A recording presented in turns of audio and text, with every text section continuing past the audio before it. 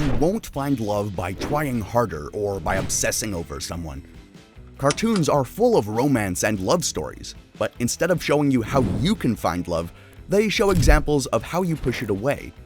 Which leaves the question, how do you actually find love? Well, the answer might surprise you, but it has an uncomfortable truth you might not be ready to face yet. But before getting there, it's important to understand what drives it away. Starting with Finn from Adventure Time, because his story shows us the complete evolution of problematic relationship behavior, and why even learning your lesson doesn't guarantee success. Finn spent years obsessing over Princess Bubblegum, a woman who was not only far older than him, but clearly saw him as a type of little brother. But did that stop him? No, instead it turned him into the ultimate people pleaser. He would jump at the chance to do anything for her, becoming very protective and jealous when someone else came between them, even pretending to be someone else as a desperate ploy to attract her attention, all because he thought that would make him worthy of love. But there's a cruel part to this. Princess Bubblegum would occasionally kiss him after his heroic duties, as Finn hoped. These little crumbs of affection kept him hooked for years, even though she was never actually romantically interested. But Finn couldn't see past his own fantasy. The lesson here, when someone gives you mixed signals, pay attention to their actions, not the occasional validation. Princess Bubblegum was being kind, not romantic. Finn's mistake was building a relationship in his head that didn't exist in reality. Then Finn found something real. Flame Princess and Finn's relationship works so well because they're always laughing, playing, and generally acting like kids, because they are, and they're actually really compatible. It was everything Finn had wanted with Princess Bubblegum. So naturally, because of his naivete and youth, he destroyed it. When Finn had a dream about Flame Princess fighting Ice King, he decided he needed to make it happen in real life. Why? Because watching her fight turned him on like it did the previous day. He wrote fake letters, used all of her secrets and insecurities against her, even writing fake threats from the Ice King, specifically designed to make her angry enough to seek him out and fight him. He exploited everything she'd shared with him in private, manipulated her emotions, and betrayed her trust, all so he could get his kicks watching her be violent. When she found out, she immediately dumped him, and rightfully so. That's another dark side of love. When you finally get what you want, you're either so afraid of losing it, or you take it for granted that you try to control it. Finn couldn't just enjoy having a girlfriend who he liked for exactly the way she was. He had to manipulate her into giving him specific, pleasurable experiences. By the time Finn met Huntress Wizard, he'd learned his lesson about manipulation. He's shown to be much more cautious with his feelings and didn't rush to earn Huntress Wizard's affections. It's the first time that he was honest about his feelings, respectful of her boundaries, and didn't try to force anything, or for that matter, even chase it. They connected through music and shared a kiss. But Huntress Wizard feels that she can't pursue a relationship with Finn due to her wizardry commitments. She believed that exceptional beasts like them can't fall in love. And Finn actually respected her opinion instead of trying to convince her otherwise. That's the first uncomfortable truth. Even when Finn did everything the right way, the relationship still didn't work. Their relationship is not that of BF and GF, but more of maybe friends with benefits, and it was ultimately left unresolved. The big takeaways: you can't nice guy your way into love, and you can't manipulate your way into love either, and you definitely cannot even maturely communicate your way into love if the other person is not ready for the relationship with you. Sometimes the problem isn't your approach. Sometimes people just aren't available, emotionally or otherwise, and you have to respect that. Finn's journey shows us that there's no magic formula for finding love. Chasing love sometimes pushes it away, and even emotional maturity doesn't guarantee success. The only constant in all of Finn's failed relationships was Finn himself. But for the solution, we actually have to look further. Take Morty, who actually goes through a very similar arc. But pause there. Think about Morty's situation for a second in contrast to Finn. His grandfather can build him literally anything, take him literally anywhere, and make him into literally anyone. And yet, Morty still could not get Jessica to notice him, all because of one fatal flaw. See if you can spot it in his most infamous moment. It happens when he gets Rick to create a love serum for the school dance. Maybe make some sort of love potion or something? There was only one goal here: make Jessica fall in love with him. But the serum worked so well that it made every person on the planet fall in love with him. When Rick tried to fix it, he made it worse. The antidote turned everyone into hideous monsters. They had to abandon that entire universe and move to a completely new one where different versions of themselves had just died, just so they can replace them and have a new place to live. Morty literally destroyed a universe in pursuit of a crush who barely knew he existed. This wasn't a one-time thing either. In the episode Edge of Tomorty, Morty gets a hold of death crystals that show possible future deaths. He sees a version of himself dying peacefully as an old man, with Jessica telling him that she loves him. And convinced that this is his destiny, he becomes obsessed with making this future happen. When Jessica invites him to go skinny dipping with her and her friends, Morty declines, saying, "Let's meet together again in our 40s. He's so focused on his predetermined future that he ignores actual opportunities happening right now. Then comes the worst twist of all. In the post-credits scene, it's revealed that Jessica dreams of working in hospice care, comforting dying strangers by saying, "I love you" to them. So Morty's destiny was just being a random patient in the first place. This pattern continues throughout the series. Morty constantly makes terrible decisions whenever a woman is involved. There's a brutal lesson buried in Morty's story. You can have all of the resources in the world, but if you're operating from a place of neediness and low self-worth, you'll find a way to sabotage yourself every time. That's Morty's fatal flaw. He had access to infinite possibilities, but he was still stuck in the same mental trap. He was convinced that getting Jessica, or another girl, would solve all of his problems, so he kept trying to force it to happen instead of working on himself. All the technology and all of that power didn't make him more confident. The adventures didn't make him more interesting. The literal universe hopping didn't give him perspective, because the problem wasn't external, it was internal. See the real-life parallel there? When you're desperate for validation from someone specific, no amount of external advantages will help you. You'll just find more creative ways to mess it up. And the exact same goes for Timmy Turner. Like, instead of technology, he'll just get wish-granting fairies and do the whole story over again. If you just realized that you might be self-sabotaging, the next character will have the lesson just for you. It's Mordecai from Regular Show, who shows us the most extreme example of what happens when you can't make decisions about relationships. Mordecai had a crush on Margaret, the cute barista at his local coffee shop. After months of building up the courage to ask her out, his friend Rigby decided to prove how easy it was by casually asking her on a date out of spite. She said yes. Mordecai's response? He killed him. Not metaphorically. Rigby literally dies in this episode, all because he asked out Mordecai's crush on a date.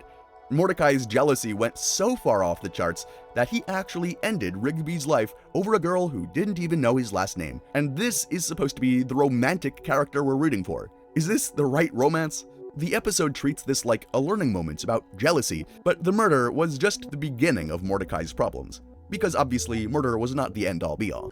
Throughout the series, he develops a pattern of keeping his options open instead of committing to anyone. He'd get close to Margaret, then pull back. He'd start dating CJ, then second-guess himself when Margaret returned. The show portrays this as romantic complexity, and it can be. But what it actually shows is someone who was too selfish to make a choice and commit to someone. Mordecai wanted to keep everyone available to him without having to risk anything himself. Indecision didn't protect him from heartbreak.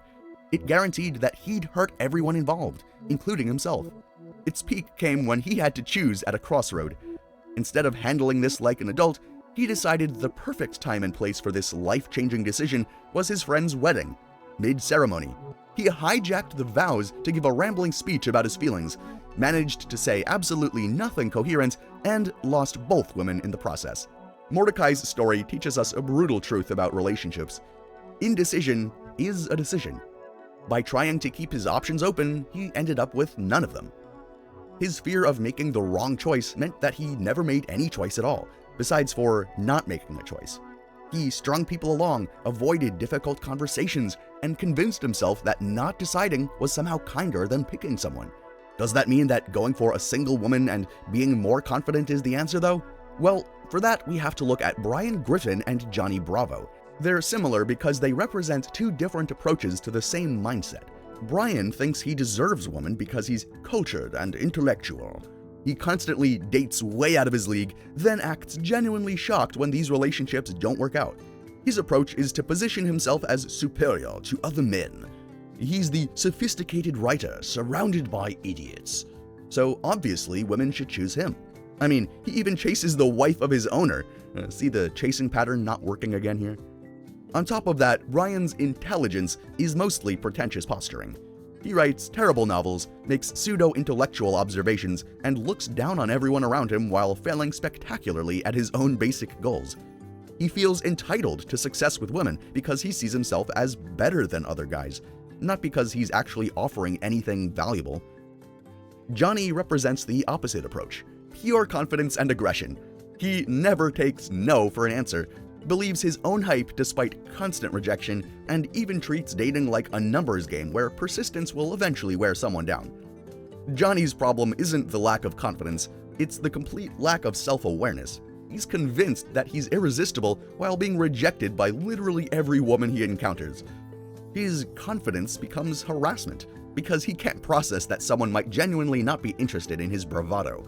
Both characters share the same core delusion. They believe they deserve women's attention. Ryan thinks that his intellect entitles him to success, while Johnny thinks his looks and confidence do. Neither considers that women are actual people with their own preferences who might simply not be interested in what they have to offer.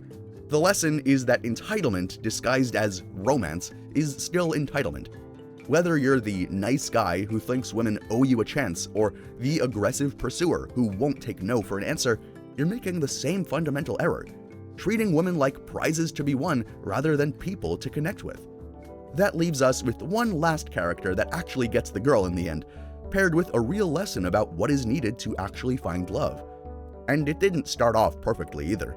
Fry literally spends most of Futurama pursuing Leela through grand gestures and elaborate schemes. Most of them backfired spectacularly. But unlike the others, Fry eventually succeeded. But why? What made him different? It wasn't that he tried harder, it was because he grew as a person. The relationship worked when Fry stopped trying to impress Leela and started actually supporting her as a friend and partner. And that isn't just limited to Fry, too. There are other guys from the exact same shows we mentioned who barely try but somehow always succeed.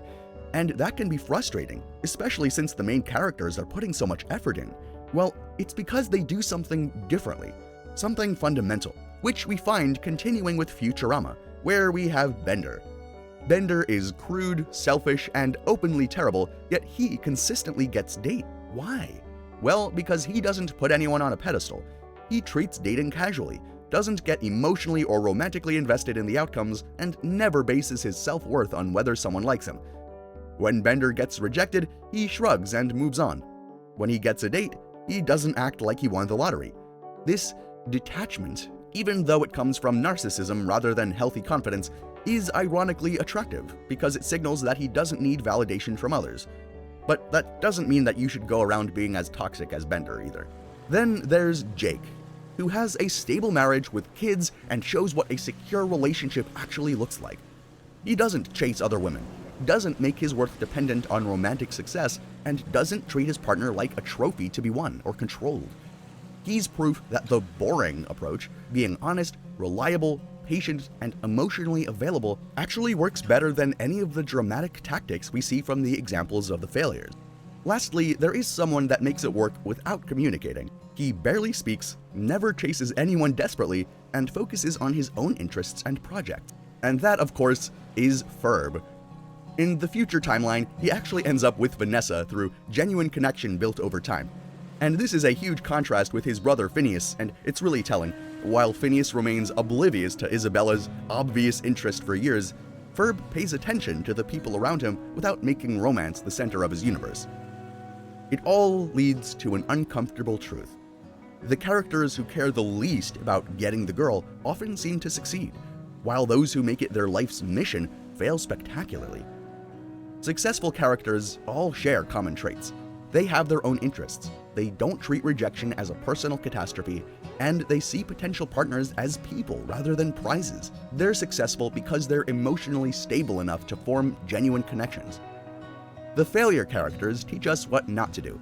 Don't obsess, don't manipulate, don't make someone else responsible for your happiness.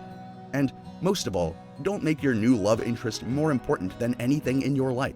Let them into your life slowly while supporting your own hobbies and interests. In the end, to actually find love, you need 3 fundamentals. First, have your own life. Next, treat people with respect. Finally, don't make romance the foundation of your net worth. It has to come from inside you. If you're watching cartoon characters for dating advice, I think you're already approaching this the wrong way. Desperation for love repels people because it signals that you don't value yourself as much as someone else's approval. And if you don't value yourself, why should someone else? If you recognize yourself in any of these characters, I'm not saying that's necessarily a bad thing. Most of us have been really desperate at some point.